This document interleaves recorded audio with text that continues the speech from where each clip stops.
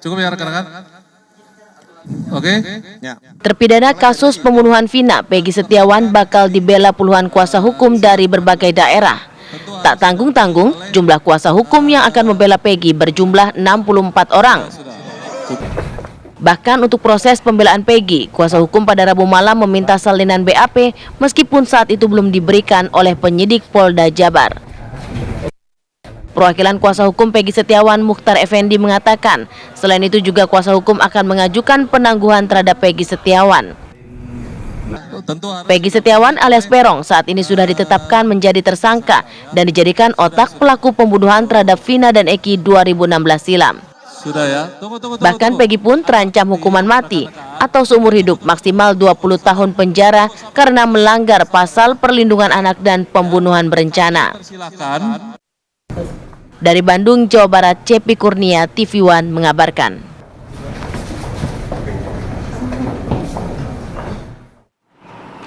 Langsung saja kita bahas tema dialog kami yang kedua mengenai ramai-ramai ada 64 pengacara yang akan siap membela Peggy Setiawan. Sudah hadir bersama kami di studio Mayor TNI Purnawirawan Marwan Iswandi selaku perwakilan 64 pengacara dari Peggy Setiawan. Selamat pagi Bang Marwan. Selamat pagi, Bang Marwan. Sehat ya Bang ya? Pagi, Mbak. Oke. Kemudian juga sudah bergabung bersama kami melalui Zoom ada Komjen Purnawirawan Ito Sumardi, Kabar Reskrim Polri periode 2009 hingga 2011. Selamat pagi Pak Ito. Pagi Pak Ito, Assalamualaikum. Pagi Mbak Rati, selamat pagi Mbak Syara. Baik, saya izin Pak Ito ke Bang Marwan terlebih dahulu. Bang Marwan, ini sebenarnya apa yang menjadi dasar dari 64 pengacara ini ramai-ramai siap membela Peggy Setiawan? Baik, terima kasih Mbak ya. Sebenarnya ini kasus yang sangat unik Mbak ya. Saya sebenarnya kalau untuk perkara, saya juga banyak perkara lain, tapi saya ngelihat kasus Peggy ini sangat unik sekali Mbak. Dan saya lihat pun, menurut pengamatan kami ya sebagai pengacara, Peggy ini sangat dizolimin Mbak. Perkara yang sangat dizolimin. Perkara ini sebenarnya saya kebetulan mantan auditor militer Mbak. Saya paham Mbak, masalah pidana paham betul. Maksud saya, kenapa enggak ini kalau memang penyidiknya profesional, kita bicara profesional Mbak, seharusnya di sini dikatakan kalau saya lihat si Peggy ini dikatakan dalang pembunuhannya kan? Ya, Di sini dalang. pembunuhan. Kalau dalang perannya apa? Ya, perannya apa? Apakah dia menusuk waktu itu? Kalau dia menusuk, mana senjatanya? Nah, senjatanya tersebut apakah penyidik sudah melihat belum ada sidik jarinya? Kan nggak ada. Apakah itu nantinya akan didalami nggak Mas ya di persidangan? Mungkin secara terang benderang akan diperlihatkan dan lain sebagainya. Oh enggak, kalau memang ini kenapa enggak? Kalau memang saya lihat Mbak dalam perkara ini saya lihat ini menurut saya Mbak sebagai penasihat hukum ini penyidik pun ragu dalam perkara ini. Tapi kan penetapan DPO hingga akhirnya terjadi penangkapan itu karena alat buktinya sudah cukup begitu Bang Marwan? Nah, setuju Mbak. Kalau Mbak katakan itu sudah bukti lengkap, kenapa dua orang dianulir? Dua orang kan tidak diberikan ada. Itu satu Mbak. Yang kedua untuk kasus Peggy ini, menurut saya ini Mbak ya.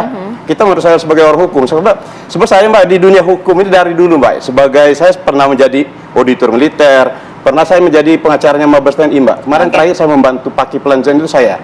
Nah ini saya lihat Mbak, kalau yang Mbak bilang tadi, yang apa namanya, kalau memang ini memang terbukti si Peggy, kenapa nggak dari dulu Mbak? Dari kenapa 2016 baru sekarang? Nah, kenapa baru viral, baru berusaha untuk mencari ini Mbak, ini menjadi kejanggalan Mbak. Bahkan jujur Mbak, saya setiap hari Mbak di HP saya ini masyarakat menghubungi saya Mbak. Masyarakat yang kalangan bawah, kapan saya nongkrong di warung kopi segala macam.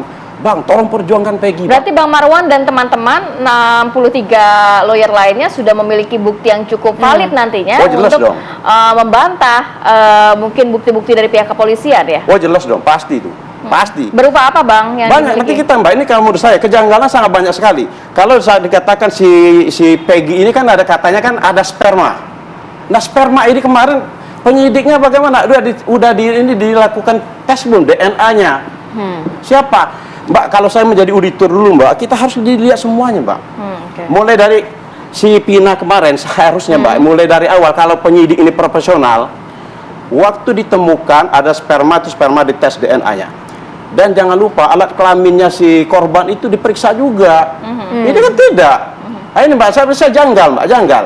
Jangan sampai Mbak ya, masyarakat yang kalangan bawah mengatakan sama saya, mereka banyak curhat, kapan sama saya, Bang, Jangan-jangan nanti Bang ada kasus yang besar juga, kami yang nggak punya ini jadi korban juga Bang. Nah ini yang saya khawatir gini loh, penegakan hukum di Indonesia ini. Baik, kita langsung ke Pak Ito. Pak Ito, melihat apa yang menjadi respon bahwa ada 64 pengacara yang sudah siap membela Peggy Setiawan. Apakah menurut Pak Ito ini memang Peggy ini sebagai sosok yang seharusnya dibela begitu, bukan yang harus dihukum gitu? Karena menurut dari pengacara ini mereka melihat ada alibi-alibi tertentu, ada bukti-bukti bahwa Peggy ini tidak bersalah. Iya, menurut saya gini Mbak, kita kan harus lihat dari perspektif ya, yang tentunya di sini berbeda kan. Perspektifnya penyidik dengan pengacara pasti berbeda lah. Kalau berapa banyak pun pengacara itu yang akan membela, pada akhirnya adalah proses hukum juga yang akan menentukan seseorang itu bersalah atau tidak. Perlu diingat bahwa Peggy ini kan statusnya tersangka. Jadi di sini azas praduga tak bersalah itu masih harus dikedepankan ya. Kita hormati. Kemudian yang kedua, kan sudah ada penetapan DPO dan penyidik itu berani untuk mengambil satu keputusan bahwa Peggy itu adalah ditetapkan sebagai tersangka. Nah, tentunya di sini adalah penyidik sudah memiliki 2 alat bukti yang cukup ya. Kemudian yang kedua, penyidik juga memiliki keyakinan bahwa Peggy itu tentunya memiliki keterkaitan ya dengan kasus awal. Jadi harus dibedakan Mbak, bahwa ini adalah babak baru dari kasus Vina ya, atau dikatakan jilid kedua. Nah di sini kan sekarang kita harus bisa buktikan apakah betul penyidik ini bisa membuktikan keterlibatan Peggy dalam kasus yang sudah memiliki kekuatan hukum yang sah. Jadi saya kira kita di sini jangan berasumsi dulu. Jadi lebih baik kita mengikuti saja apa yang sedang dilakukan oleh penyidik. Kenapa? Kan Pak Beni dari Kompolnas mengatakan akan mengawal. Kemudian juga ada dari lembaga-lembaga lain ya yang terkait dengan hukum yang ikut mengawal, dan termasuk Bapak Presiden. Jadi tentunya kalau memang penetapan Peggy itu nanti keliru, maka di sini kita bisa melihat profesionalisme daripada Polri dalam hal ini penyidik ya di Polda Jabar itu tentunya menjadi sesuatu sesuatu hal yang harus mendapatkan sanksi kode etik ya. Tapi kalau misalnya memang betul ya kita ikuti saja. Tadi disampaikan kan, saya juga selalu berkoordinasi ya, apalagi saya kan mantan kabar eskrim. Saya bertanya kepada ahli forensik yang ditanyakan tadi oleh Pak Japa, yang tadi ya narasumber itu semuanya sudah dilakukan dan sudah divonis ya, divonis secara berjenjang dari pengadilan negeri, pengadilan tinggi sampai Mahkamah Agung, sampai bahkan ada gerasi. Nah kita bicara dengan yang kasus ini dulu deh. Kalau memang Peggy ini tidak bersalah, ya tentunya kan namanya saja kalau tersangka bisa bersalah, bisa tidak bersalah. Nah silakan nanti diuji di pengadilan, pra peradilan, ataukah nanti kalau memang harus terus ke pengadilan, nah di pengadilan itulah silakan. Karena setahu saya meskipun banyak pengacaranya, kan nggak mungkin semuanya ke pengadilannya, paling hanya beberapa orang. Jadi saya kira azas praduga tak bersalah ini harus diinikan. Iya Mbak. Baik, asas praduga tak bersalah begitu ya Pak Ito, tapi ini kan sebenarnya kasus ini juga menjadi pertaruhan begitu ya, integritas, profesionalitas pihak kepolisian yang mungkin publik ini justru belakangan mempertanyakan begitu Pak Ito. Bagaimana seharusnya pihak kepolisian menjawab ini? Bahkan tadi juga dari Kompolnas sendiri ada dugaan-dugaan obstruction of justice, walaupun dikatakan ini sebenarnya warisan kasus ya untuk para pejabat kepolisian saat ini, karena yang menangani berbeda lagi di tahun 2016. Hal-hal yang akhirnya mencuat ke publik ini seharusnya apa yang dilakukan pihak kepolisian, Pak Ito, untuk meredam juga isu-isu yang sumir di luar sana?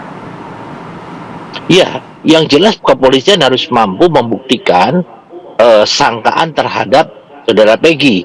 Kalau yang dikatakan Pak Beni obstruction of justice, kalau memang Peggy ini betul-betul dapat dibuktikan bahwa yang bersangkutan itu terlibat, maka pihak-pihak yang selama ini dianggap menyembunyikan itu harus mempertanggungjawabkan perbuatannya, bahwa mereka telah melakukan obstruction of justice ya. Tapi sebaliknya, kalau memang Peggy tidak bersalah, maka kepada para penyidik ini juga mereka pasti akan dikenakan di Komisi Kode Etik ya, pelanggaran kode etik. Ya, tentunya ini pun bagi penyidik juga tidak mau ya, mereka kalau misalnya ada ancaman Karena kalau komite kode etik itu kan untuk kalau pelanggaran kode etik bisa administrasi, bisa pangkat ditahan, bisa tidak sekolah, mereka juga nggak mau kan. Jadi saya kira mungkin penyidik sudah yakin bahwa ini adalah Peggy terlibat, dan penyidik sudah yakin juga bahwa 2 DPO yang lainnya itu adalah sampai saat ini masih kabur ya, atau masih belum bisa dibuktikan apakah ada atau tidak, meskipun sudah disampaikan bahwa itu fiktif. Pak Ito, ini kan juga menjadi pertanyaan gitu dari pengacara Peggy Setiawan, dan juga publik juga menyoroti hal itu begitu Pak Ito, mengenai 2 DPO yang tadi sudah sebelumnya sempat disampaikan, kemudian akhirnya dianulir gitu. Bagaimana dengan statement ataupun pernyataan seperti itu Pak Ito, karena dikatakan bahwa ini tidak ada barang bukti sehingga DPO itu harus dihapus gitu. Ya gini Mbak, saya punya pengalaman ya Mbak ya, beberapa kali. Kalau di dalam kriminologi itu, seorang yang berbuat kejahatan itu tidak mungkin akan mengakui kejahatannya.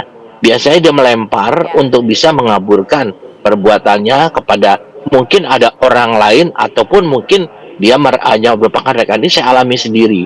Nah sekarang begini, kalau ini sudah disebutkan dalam amar keputusan hakim, maka kalau memang ini PDPO 2 ini adalah tidak ada, yang menyatakan DPO ini kan berdasarkan keterangan daripada saksi, maka dia juga harus mempertanggungjawabkan, bisa kena pasal 242, memberikan keterangan palsu di pengadilan. Tapi kalau memangnya DPO ini ternyata ada, maka tentunya ini di sini kita bisa melihat ada kelemahan daripada penyidik ya, terutama dalam menyampaikan pendapat bahwa DPO ini tidak ada. Jadi saya kira memang ini sekarang bergulir di publik, orang awam yang mungkin tidak mengetahui apa fakta sebenarnya. Yang paling tahu ini kan tentunya penyidik ya. Dan penyidik juga harus wajib mempertanggungjawabkan apa yang mereka sampaikan. Tapi kan ada hal-hal Mbak Rati, Mbak Syara, bahwa di dalam proses penyidikan ini saat ini belum bisa disampaikan ke publik. Nah tentunya silahkan, kan di sini ada pengacaranya, kemudian juga ada opini publik. Tapi yang jelas penyidik tidak mungkin akan harus mengikuti opini publik. Yang diikuti adalah berdasarkan fakta-fakta. Baik, Bang Marwan, jangan mengikuti opini publik, harus ada fakta-fakta dan juga bukti-bukti memperkuat memang kalau Peggy tidak bersalah. Kalau mendengar mungkin rangkaian informasi yang diberikan oleh Pak Ito, ini tanggapannya seperti apa? Kalau kami ya sebagai pengacara ya, kami orang hukum ya, kami nggak akan terpengaruh oleh opini publik kan. Yang jelas kami fakta hukum kok. Fakta hukum, makanya saya bilang tadi, Peggy ini keterlibatan Peggy di mana? Dikatakan dia dalang di mana? Kalau memang dia dalang, kapan dia rapat? Kapan? Apalagi tuduhannya pembunuhan berencana loh. Kalau berencana kan ada motivasi. Iya. Kapan? Di mana? Rapatnya di mana? Bahkan di saksi-saksi itu, bahkan kalau saya nggak salah, ya, Bang Hotman sendiri mengatakan saksi itu ada 5 orang mengatakan tidak mengenal Peggy. Iya. Hanya satu yang bilang mengenal. Hanya satu mengenal. Bahkan saya, kalau saya tidak salah dengar, saya pernah membaca di media itu, kalau nggak salah dari pihak Polda Jawa Barat sendiri mengatakan mereka berapa kali meminta keterangan dari para saksi untuk mengakui kenal kasusnya Peggy, kenal nggak Peggy. Mereka tidak ada, mereka menolak. Akhirnya kata Polda, ini Polda loh yang bicara. Polda mengatakan, akhirnya Polda mengetuk dari hati ke hati. Akhirnya ya kan hati ke hati kan berarti ada apa, baru mengaku. Menjadi pertanyaan saya Mbak, ini menjadi pertanyaan saya ya, saya sebagai orang hukum. Kok orang-orang udah ditahan kok pada takut sama Peggy? Logikanya di mana? Nggak mungkin, saya bilang. Nggak mungkin. Kalau makanya saya bilang ini, kalau memang alangkah baiknya, ini menurut saya alangkah baiknya dari pihak penyidik, dari Polda, dari Polri ini, perkara ini sudahlah kita SP3 kan, kita tutup, daripada terjadi lagi kasus seperti wartawan Bernas. Pernah ingat nggak kasus wartawan Bernas yang di Jogja itu? Nah, jangan sampai kita terjadi lagi. SP3 kan ditutup gitu?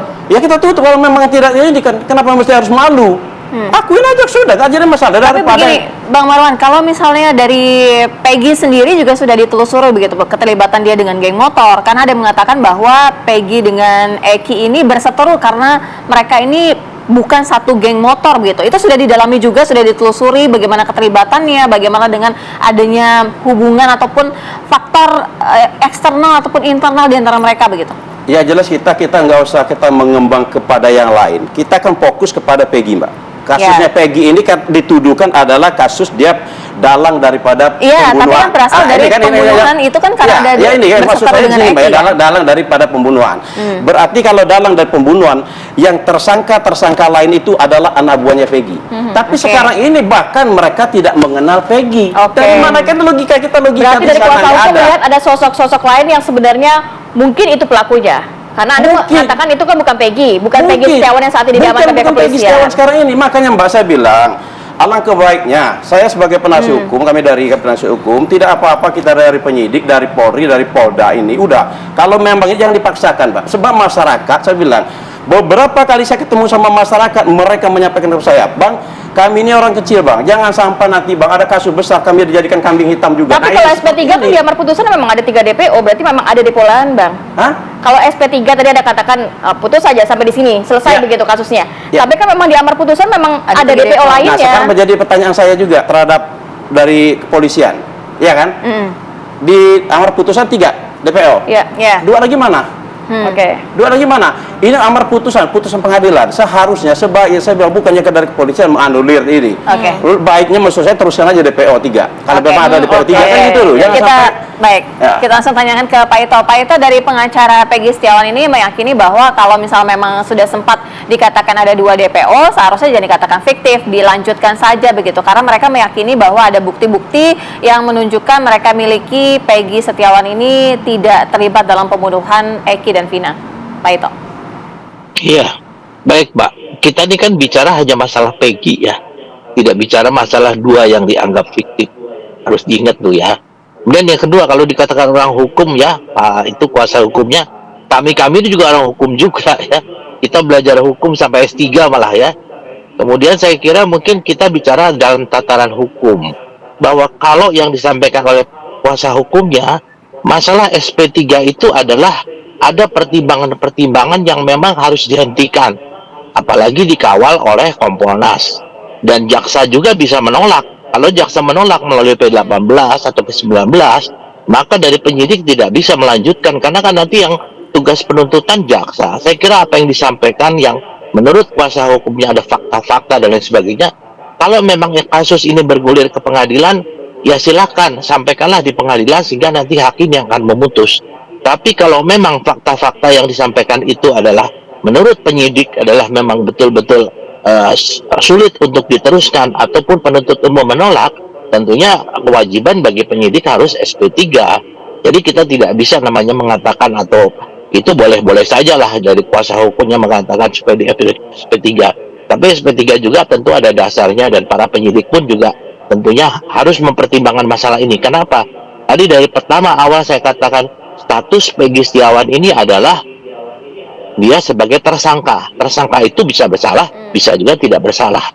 Bisa nanti di proses penyidikan dihentikan, atau dalam proses penyidikan ini lanjut melalui penuntut umum lanjut ke pengadilan. Kita tunggu aja bagaimana kasus ini bergulir gitu, Mbak ya. Baik, terima kasih banyak Pak Ito dan juga Terima Bang kasih, Marwan Pak sudah hadir Ito. pagi hari ini. Kita juga masih Bang Marwan, menantikan terima kasih. kasus ini masih cukup panjang, begitu prosesnya juga nanti rekonstruksi, kemudian Iya. juga sampai di persidangan seperti apa. Tapi kita harus saja pemirsa untuk jeda dulu sejenak. Nanti kita hadirkan informasi terkini langsung dari Polda Jawa Barat, di mana 3 rekan Peggy Setiawan hari ini dimintai keterangan oleh pihak kepolisian. Saat lagi tetap bersama kami.